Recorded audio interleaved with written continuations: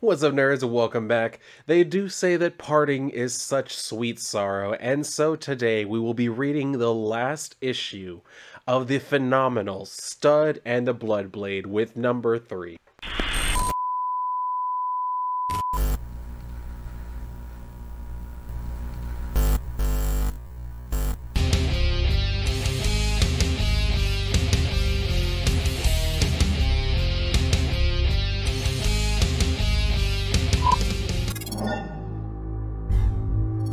So, as I have mentioned, and I think basically every single video I've made connected to this series, this is a series that I first started reading because the writer actually reached out to me and said, "Hey, how would you like to read, this book that I've been working on and, just share your thoughts about it?"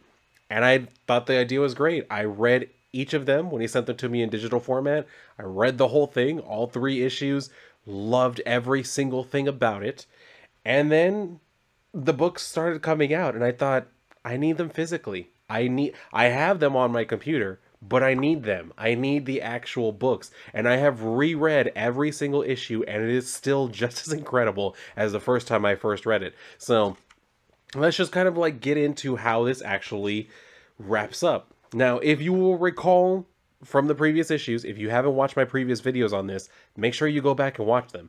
But in case you haven't, basically what we're looking at here is that currently Witch-Tress, which is basically the big bad for now, has come along and basically destroyed the city. She has destroyed it. As you can see, we even see like some of like her facial features still in like the giant puff of smoke.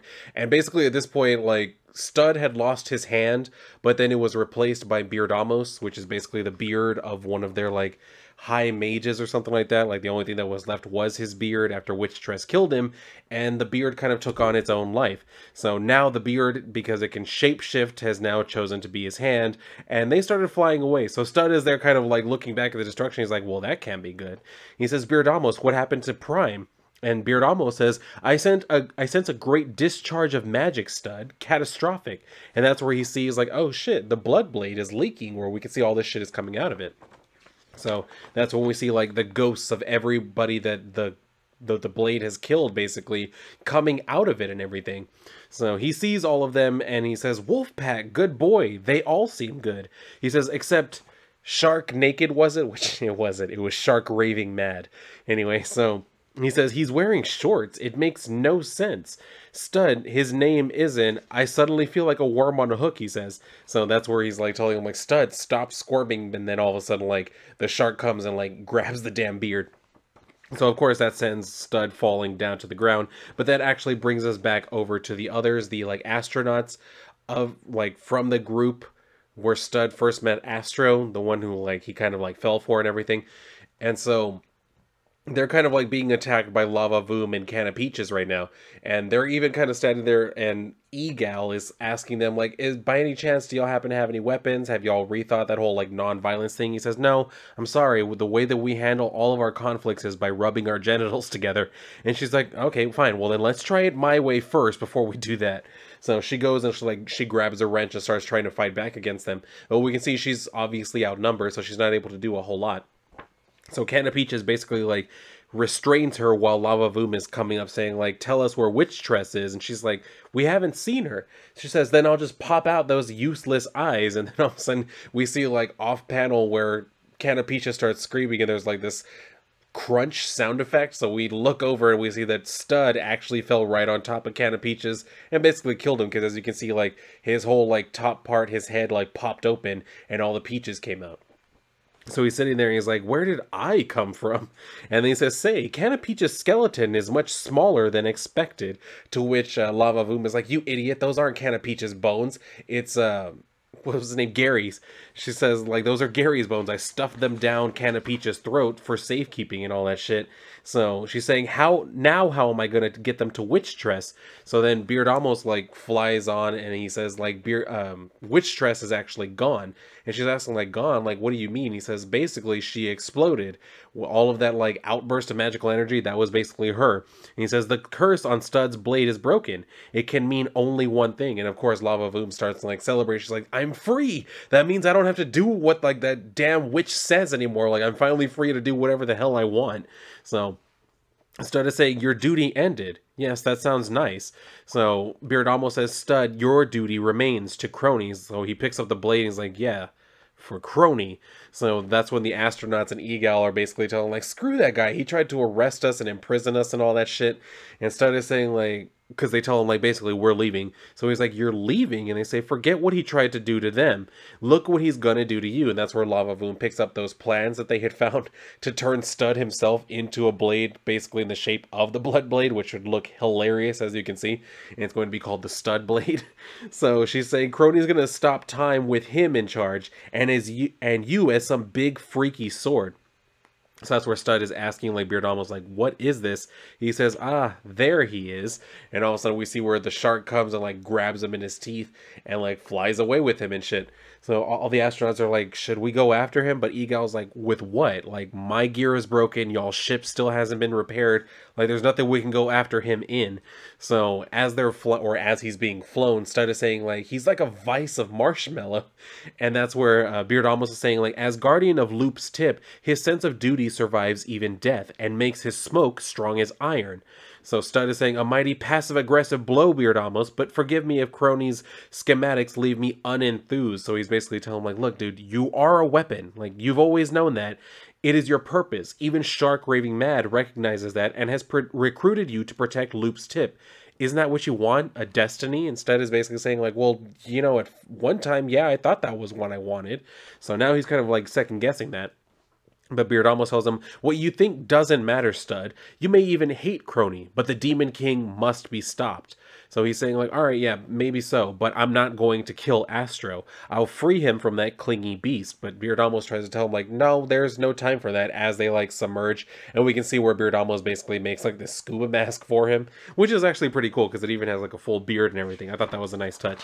Anyway, so they're like swimming down, and then Stud says, if you won't help me get through to Astro, I'll shave you right now. He's like, so what, you're gonna drown yourself? He's like, no, I can hold my breath for days. He's like, all right, fine, then I will help you like free Astro or whatever the hell. So they finally get down there and they see where Astro is like at the damn thing, and he's basically telling him also like, if push comes to shove, you have to kill him. He's like, fine, I'll do what I have to as protector of Ouroboros. So they finally come across him and they say, there is Astro. And Stud is asking like, well, what is it that he's doing? So he says, whatever it is, or Beard almost says, whatever it is, it threatens us all. So he's like, all right, fine, then dial me in. And we can see where he basically throws Beard almost in the shape of a phone at him. But rather than like letting him talk to him, the shark goes and like causes Stud to basically tackle him. And she's like, no, this is not the way to like start a conversation. So that's when he finally like, asks him, Astro, why are you doing this? And he's like, sorry, wrong number. He's like, fine, Demon King, why are you doing this? So he says, I want to go home. I want us all to go home. When Loop eats his tail, his skin, which held him together for millennia, gets tossed aside. That skin is me. So basically that's where we come to find out that the Demon King is basically just like this discarded skin of Loop, the giant snake thing. So he's trying to like explain, Loop doomed me to drift forever at the fringes of existence, while he gives birth to a new universe, teeming with life and communion. But then those astronauts showed up, and I hatched a plan. To take countless lives and steal my friend's body, Stud asks, but he says, I will pay it all back with the sweetest freedom. So he's saying like, what do you mean? And of course Beard almost is trying to rush him like, dude, we don't have time for this, just go ahead and kill him. So basically, the Demon King goes on to like further explain his plan right here. Basically saying like, of course he would say that, toady of a tyrant bad as Loop. I don't wish to rule you, nor do I wish to be ruled. If only we could simply each rule ourselves, and I'm down for that right now in our present, like, fuck the story for a second. I could go for some of that right now here in our country. Anyway, so he's saying, but there is always someone clamoring for power, imposing their will. Once Loop ingests my venom, he will die, and the universe will return to the sweet oblivion from whence came the first bang. So he says, no more jockeying for position, no more winners and losers, all united, all equal, knowing eternal peace. So of course, Stud is kind of like starting to come around as like eternal peace, because of course that would sound good to really anybody. But Beard almost isn't having any of it. He literally like basically takes command of the Bloodblade and then stabs Astro with it. And then we could see where, of course, Stud kind of like reacts by saying like, Beardamos, no. But that brings us back over to the astronauts, where Lava Voom is actually helping them to like repair their ship. And they're like thanking her. She says, well, you know, after all that time basically being Witch Tress's like servant, it feels really good to do something actually constructive with my abilities and all that shit.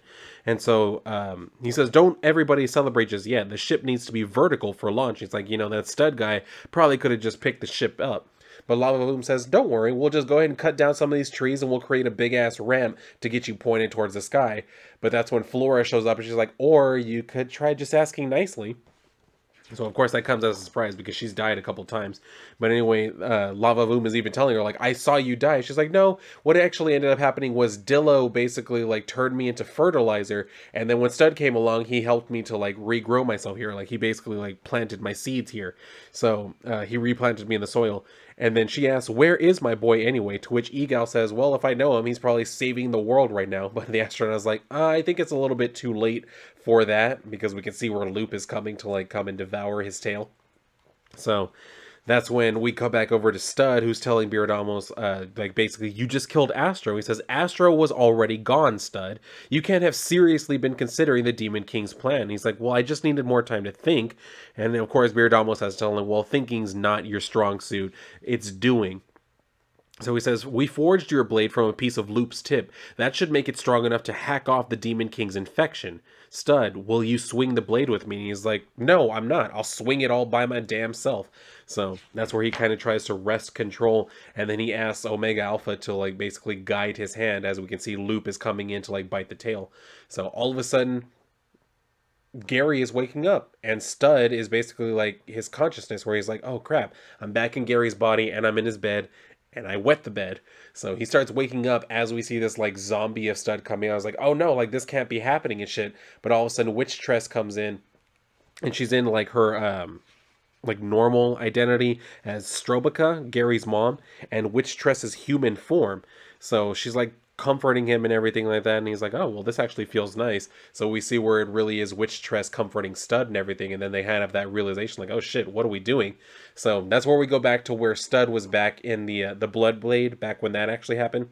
So he's like here basically trying to figure out like, oh shit, what am I going to do now? Because I'm back in this whole situation, which means that Crony, the king, is about to like hand the Bloodblade to a guard to kill himself with it so that way I can come out. So he turns around and sees all the ghosts of like his past foes, and is telling them like, I know I have no right to ask y'all to help me with anything, but I really do need y'all's help. To which Wolfpack is telling him like, even if we wanted to help, how could we possibly? Like, as soon as I got in here, I tried to break down these walls and I couldn't do it. He's like, that's true, but that was before I killed all the rest of you. To which one of them is like, yeah, thanks for reminding us of that, you jerk. But he's saying like, no, basically if we all try and like attack the walls now together as a unified force, I'm pretty sure we can break through it. So that's where we see Crony is handing the blade to the guard like, all right, yeah, you know what you need to do. But that's when they all like impact and break the, like completely shatter the blade. And that's when Witch Tress is also waking up, and she's like, oh crap, like she remembers the vision too. And then she turns around and sees her son Gary, who was like choking out Roach Coach. She's like, wait a minute, what are you doing? Like, you're not a killer, I'm the killer in the family and shit like that. So she says, not you, never you. And then we can see where like he basically, that his whole facade breaks away and it's Stud who's left behind. And then she says, you know, Stud. He's like, Witch Tress? And then she's, well, Roach Coach is basically telling her, like, well, you have him where you want him, like, kick him into the end zone. She's like, no, no, no, that's not where I want him anymore. So that's when they have this whole, like, little, like, handshaking moment and everything. And then he's telling her, your curse, you saw the fear inside this hero. You didn't offer pity or ridicule, but comfort. She says, and I have seen that vengeance is cold and hollow, while understanding, forgiveness, connection offer true nourishment. So he's saying, for a time, life's bad eclipsed its good. But if we don't stop the Demon King, we'll have nothing at all. So that's where we go back inside to where the king's wife, I can't remember her name, but the queen basically like turned into like her bigger, like gigantic version. And she's fighting against the Demon King, trying to like basically squash him and shit. And then they come flying in where all of a sudden, like, she's telling her sister, who was Witch Tress, like, what are you doing here and everything? And then Witch Tress basically, like, explains to her, like, I know that we've been enemies for so long, but at this moment, we have a common enemy. Like, we need to fight back against it together. And then that's where even like the Demon King is talking shit to Stud, telling him like, careful Beefy, you'll rip a seam. And he's telling him, I've heard enough life hacks from you. So Crony is saying like, Stud, finally get him. He's like, I will get him, Crony, then I will deal with you. But Beardamos comes and attacks him and says, not if I get to you first. So that's where we see like basically Witch Tress and her sister start fighting against the Demon King together, and he's even saying, what was it? Our only common foe is existence itself. And she's like, wow, to think that I pinned all my hopes on you, as the queen like just kind of claps him in her hands. So thinking that they've won and everything, we see where Stud is still like struggling with Beardamos, and then Flora like pops up and is telling him like, quick, roll into me, like my leaves and like roots and everything are all sticky, like Beardamos will get stuck in it, just roll him in here. So he does exactly that, and yeah, it does work. Like he gets all tangled in her, and then he's basically thanking her as he like runs away. So that's where Crony is telling him like, yeah, I should have known, like I was going to have to deal with you myself. So he shoots this like, I don't know, gem rocket at him, but he misses because Stud like dodges it and everything, and it actually manages to shoot his wife. So of course he like starts freaking out. He's like, no, no, no, like that's not what I wanted to happen. So she's like, my king and everything, as she's dying, and then she just falls on top of him, basically like splattering him. So now they're both dead. So that's when Witch Tress goes over and she's mourning the loss of her sister, and Stud is telling her, I'm so sorry, at least she died a hero, crushing both the Demon King and Crony with her massive dead body. So Witch Tress is basically just saying like, I wish we hadn't been at odds these many years. And he says, well, just honor her now. Become the fair and just ruler she thought Crony was. So Witch Tress is like, wait, me as the ruler? He says, you've shown more wisdom than any other contender. Also, there's no one else left. So she says, I don't know. But that's when we see where Flora and Beardamos have basically formed into this new being, and they're calling themselves Feasical. So that's where basically Stud is like, all right, yeah, you being half made of someone who just tried to kill me is a little troubling, Feasical. But if Dillo vouches for you, because we can see where Dillo is like licking Feasical, so like he's basically like, all right, then yeah, if Dillo likes you, then I guess that means you're trustworthy.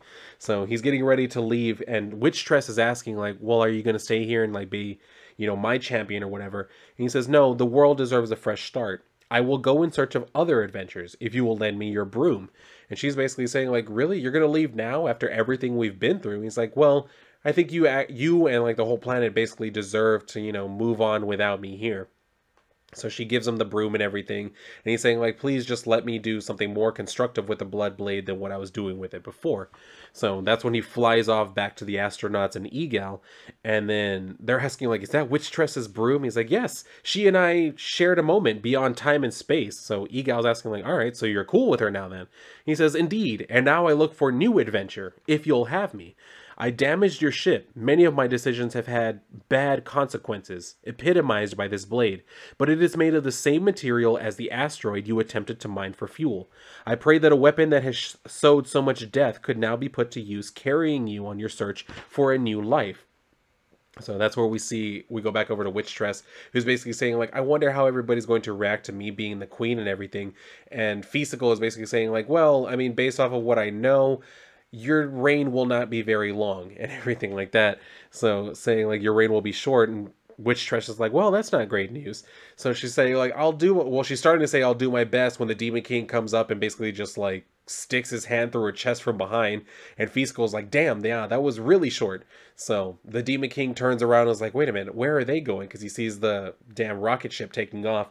So they're taking off, and even Egal is saying like, wow, an Ouroboros without, you know, Stud, like this is going to be pretty different. And he's saying like, yes, I'm free. And then all of a sudden they hear a thud come from the top of the ship and everything. So one of the astronauts is like, wait, what was that? So Stud, of course, like volunteers to go and see, and he sees it's the Demon King.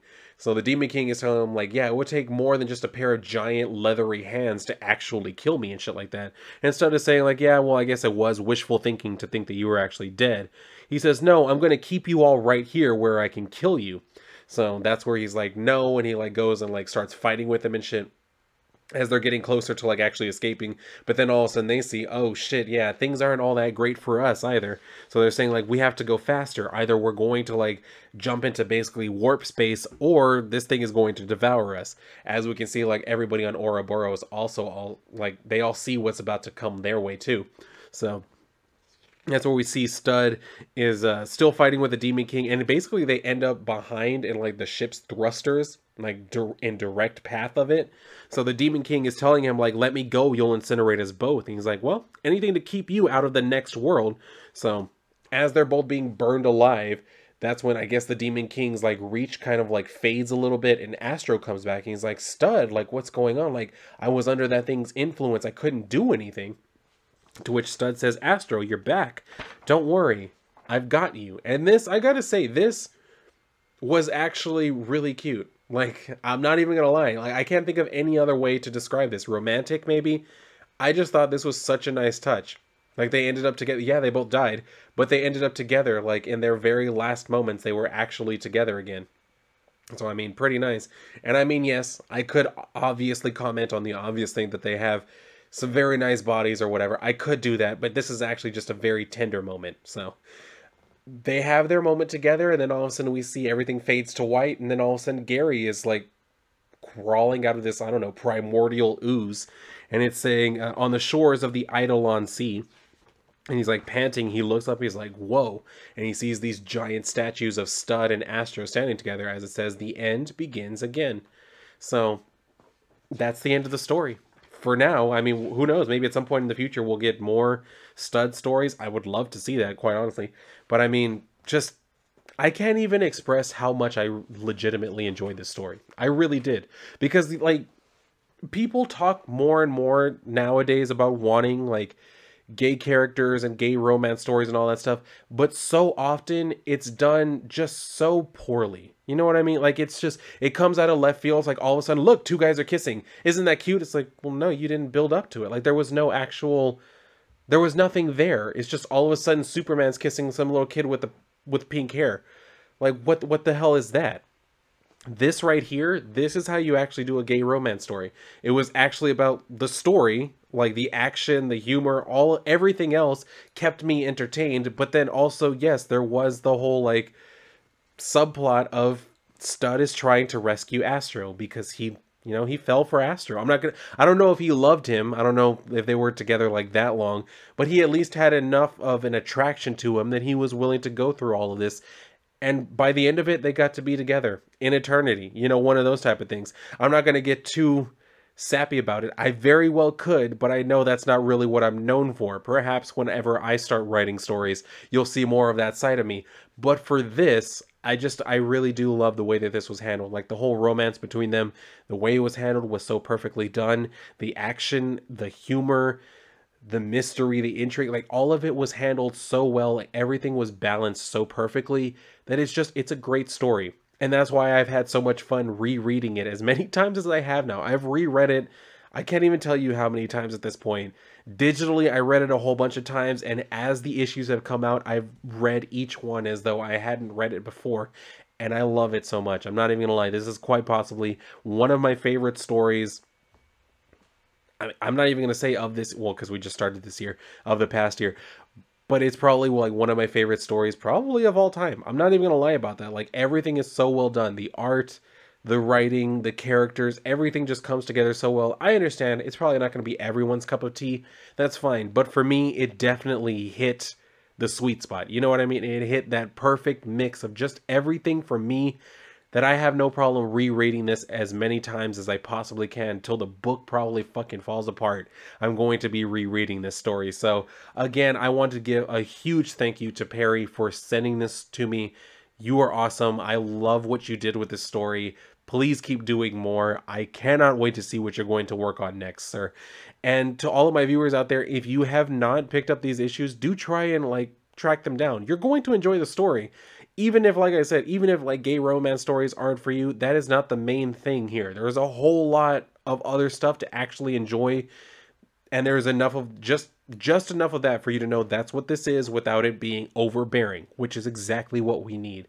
So I think that's going to do it for me on this review of this particular comic. So if you have any comments to share with me, do feel free to share them with me down below in the comment section. And if you enjoyed the video, make sure that you like the video. Make sure you've hit the notification bell. That way you know when I have the new content coming for you. If you want to share this video out, I would absolutely immensely appreciate it. And if you're done here, then go and read a book, especially these. And if not, then I'll see you on my next video.